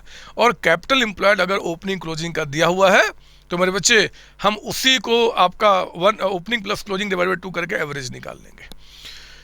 सर ये कैपिटल एम्प्लॉयड कैसे निकलता है वो तो समझाओ, और ये नॉर्मल रेट ऑफ रिटर्न कैसे निकलता है वो भी समझाओ। सर हमें सब समझना है। आज नहीं मेरे बच्चे, आज नहीं। आज आप कितने भी चिल्ला लो, आज नहीं, आज तो कुछ भी हो जाए, आज नहीं। आप वेट कीजिए अगली क्लास आने का, सब समझाऊंगा। बस एक क्वेश्चन घर से ट्राई कर लेना। क्वेश्चन नंबर 11 आपने खुद करना है, मैं नहीं कराऊंगा। पढ़ लो क्या बता रहा है। Firm earn net profit during last 3 years, 3 साल का प्रॉफिट बता रहा है मेरे बच्चे। 3 साल का प्रॉफिट एवरेज निकाल लेंगे आप, एवरेज प्रॉफिट आपका आ जाएगा, तीनों का ऐड करके डिवाइड बाय 3। कैपिटल इन्वेस्टमेंट यानी कि कैपिटल एम्प्लॉयड, इसको हम कैपिटल एम्प्लॉयड क्यों बोलते हैं अगली क्लास का डिस्कशन है। कैपिटल इन्वेस्टमेंट यानी कि जो कैपिटल एम्प्लॉयड बिजनेस में 60,000 है, नॉर्मल रेट ऑफ रिटर्न कह रहा आपका 10%, तो 60,000 इंटू 10 6,000 रुपये आ गया normal profit. Calculate value of goodwill on the basis of 3 years purchase of average super profit for the last 3 years। तो आपने तीनों साल का एवरेज निकाला, कितना आ जाएगा जी? I think 20,000। नॉर्मल आ जाएगा कितना? 6,000 माइनस क्या एवरेज आ गया इंटू 3, गुडविल की वैल्यू निकल के आ जाएगी। इसका मैंने सॉल्यूशन दिया है, लेकिन मुझे विश्वास है आप बिना सॉल्यूशन देखे पहले करेंगे उसके बाद। सर और कुछ? बस इतना ही। अभी आगे के किसी क्वेश्चन को आप ट्राई नहीं करेंगे, आप वेट करेंगे अगली क्लास का, और जब कैपिटल एम्प्लॉयड का डेफिनेशन बता दूंगा, नॉर्मल का, फिर मजा आएगा। हाँ लेकिन आज जाते जाते मैं बता दूं, पापा मम्मी को बता देना कि आज के बाद मेरा ड्रेस जो बनेगा, जिस तरीके का शर्ट पैंट आप बनाते हो उस तरीके का नहीं पहनूंगा। आप कह देना मुझे स्पाइडरमैन का जो ड्रेस है, या फिर सुपरमैन का जो ड्रेस है, या ऐसे जितने भी सुपर पावर वाले जो हीरोज हैं उनका, क्रिश की बात कर रहा हूँ, उसका जो ड्रेस है, या फिर जो हमारी प्यारी जो बच्चियां हैं, लड़कियां जो हैं, उनके लिए जो सुपर वुमन कोई अगर होगा मुझे नहीं पता, तो वो जो ड्रेस पहनती है बोलना कि मैं यही सिलवाऊंगा या सिलवाऊंगी, और ऐसे ही कपड़े आज के बाद पहनूंगा या पहनूंगी, क्योंकि मेरे सर ने कहा है कि अब हम आम इंसान नहीं है, Superman, super profit, super woman हम बन चुके हैं। आप वैसे ड्रेस को पहने और वैसे ड्रेस के साथ बाहर निकले, मस्ती करें और दोस्तों के बीच में जाए, शादी या किसी फैमिली फंक्शन में जाए, आपको मजा आएगा। आपको दूसरों से अलग दिखना ही पड़ेगा, दिखना ही पड़ेगा, अगर सच्ची में आप लाइफ को बहुत अच्छी तरीके से एंजॉय करना चाहते हैं तो। आप सबको bye bye, tata, thank you बच्चों, थैंक यू जी। पापा मम्मी को बोलना जरूर जो मैंने बोला, और उनसे करवा के ही रहना, ड्रेस नए अच्छे जैसा बताया वैसा आना ही चाहिए, ठीक है ना। Bye bye, tata, thank you. कई सारे बच्चे मुझसे पूछते हैं कि सर आप 11-12 क्लास को क्यों पढ़ा रहे हो, और वो भी फ्री ऑफ कॉस्ट, रीज़न क्या है? मेरे बच्चे मैं सच्चाई बता रहा हूँ, इसमें जितना फ़ायदा आपका है ना, उससे उतना एटलीस्ट उतना फ़ायदा मेरा भी है। मैंने सीए की, ये मेरी बुक्स है, ये सीए फाउंडेशन की बुक है, ये सीए इंटर ग्रुप 1 की बुक है, और ये हमारे सीए इंटर ग्रुप 2 की बुक है। ये सारी बुक्स मैंने अपने बच्चों के लिए लिखा हुआ है। यही नहीं, हमारे ये सीएमए की बुक है, ये हमारे सीएमए के अंदर में सीएमए फाउंडेशन, ये मेरा सीएमए इंटर ग्रुप 1 की बुक मैंने आपके लिए लिखा हुआ है, ये सीएमए इंटर ग्रुप 2 की बुक मैंने आपके लिए लिखा हुआ है, और ये सीएमए फाइनल की बुक मैंने आपके लिए लिखा हुआ है। इसी तरीके से सीएस की मेरी बुक है, मेरे बीकॉम की बुक्स है। मैंने सबके लिए बुक तैयार किया है मेरे बच्चे, और उनको मैं पढ़ा रहा हूँ, और बहुत बेहतर तरीके से हज़ारों बच्चे आपके ऑल ओवर इंडिया में हर एक साल मुझसे पढ़ते हैं। 11-12 क्लास आपको फ्री करने का जो मेरा मेन रीज़न है, वो रियली बता रहा हूँ, सिर्फ मेरा स्वार्थ है। ये देख रहे हो आप, ये ऐसी बुक्स है ना बच्चे, और भी बुक्स है, मैं कितना उठाता। ये जो बुक्स मैंने लिखी हुई हैं, जब मैं इनसे अपने बच्चों को पढ़ाता हूँ, मैं देखता हूँ कि कई सारे बच्चे जिन्होंने 11 क्लास 12 क्लास में ठीक से नहीं पढ़ा, चाहे वो फाइनेंशियली वीक बच्चे थे, चाहे वो आपका जहाँ पे रहते थे वहाँ पे बेटर जो आपका एजुकेशन होना चाहिए वो अवेलेबल नहीं है, और इसके चलते वो आपके परेशान हो जाते थे। उनको डर लगता था कि यार संतोष सर तो बहुत दूर बैठे हैं, और उनसे अगर वो सामने ना हो तो फिर कैसे मैं इंटरेक्ट करूँगा, कैसे मैं डाउट पूछूंगा। इन्हीं चीज़ों से, इन्हीं डर को ख़त्म करने के लिए मेरे बच्चे, मैंने क्या किया, आपको 11 क्लास 12 क्लास कंप्लीट फ्री किया है। आप पढ़ो ना, और पढ़ के देखो जरा कौन सा डाउट आपको उठता है, कौन सी आपको ऐसा है जो आपको परेशान करता है। मैं तो अभी 11th क्लास 12th क्लास में हज़ारों बच्चे आज तक मेरे पेड कोर्सेज में थे। मैं रोज़ 4 to 7 बैठता हूँ कि कभी तो कोई डाउट आए, कभी तो कोई डाउट आओ। रेयरली कोई डाउट मेरे पास आता है बच्चे, रेयरली। और मैंने वो भी आपके जो डर है ना डाउट का, वो भी ख़त्म करने के लिए मैंने और मेरी COC टीम ने इस बात को डिसाइड किया है कि चैनल पे मैं वीक में एटलीस्ट एक बार अपने सारे फ्री बच्चों के लिए लाइव चैनल पे आऊँगा और आपके डाउट सेशन देखूंगा कि क्या डाउट्स आपके उठते हैं। एक्चुअली आप पढ़ो ना, आप कल को जो बोलते हो ना, हमेशा मैंने देखा हुआ है मैंने चैनल पे कि सर मैं फाइनेंशियली वीक बच्चा हूँ, मैं पढ़ाई नहीं कर पा रहा हूँ। अब क्यों नहीं पढ़ाई कर पाओगे? सर मैं वहाँ रहता हूँ जहाँ पे अच्छी एजुकेशन नहीं है, अब क्यों नहीं पढ़ पाओगे? सर डर लगता है वीडियो क्लास से, पैसा पे कर दिया, उसके बाद मान लो अगर क्लास समझ में नहीं आया, अब कैसा डर है? आप पढ़ो ना, आप मेरे चैनल पे आइए, चैनल पे स्टडी कीजिए फ्री ऑफ कॉस्ट। याद रखना, ये सिर्फ आपका रिवीजन लेक्चर नहीं है, ये सिर्फ आपको कॉन्सेप्ट समझाने का लेक्चर नहीं है, ये सिर्फ डेमो क्लासेज नहीं है। हर एक चैप्टर में मेरे बच्चे अगर 16-18 क्लासेज है तो उन 16-18 क्लासेज को मैं आपके लिए फ्री कर रहा हूँ, बिल्कुल सीक्वेंस में। आप चैनल पे आके स्टडी करें और रियली में अपने आप को आप टॉप पे पहुंचाएं। एक चीज़ मैं आपको बता दूं, ये मिशन जो मैंने और मेरी COC टीम ने डिसाइड किया है कि लेट्स एडुकेट इंडिया, पूरे इंडिया को एडुकेट करना है। कॉमर्स में एक एक बच्चा प्रॉपर तरीके से स्टडी करे, इस बात को इंश्योर करना है। मेरे बच्चे इसमें आपका साथ चाहिए। आप भी स्वार्थी बनकर आप इस नॉलेज को अपने तक लिमिट नहीं रखना। आपके स्कूल में जितने सारे फ्रेंड्स हैं, आपके रिलेटिव्स जो हैं, जो बाहर के दोस्त हैं, आपके दुश्मन भी क्यों ना हो, रोड पे चलता हुआ कोई इंसान भी दिख जाए जो कॉमर्स का है 11th-12th क्लास का, उसको भी आपको बताना होगा कि संतोष सर ने अपनी सारी क्लासेज फ्री कर दी है 11th-12th क्लास की। आप उनको आइए, उनके चैनल पे स्टडी कीजिए। COC आपका कॉमर्स स्कूल, ये बात आप ध्यान रखेंगे और इस चैनल पे आप आइए और ज्वाइन कीजिए और अपने लाइफ को आगे बढ़ाइए। एंड सबको लेकर आए मेरे बच्चे, सबको, तभी हम दोनों का मिशन पूरा होगा। All the best. Thank you जी, थैंक यू बच्चों।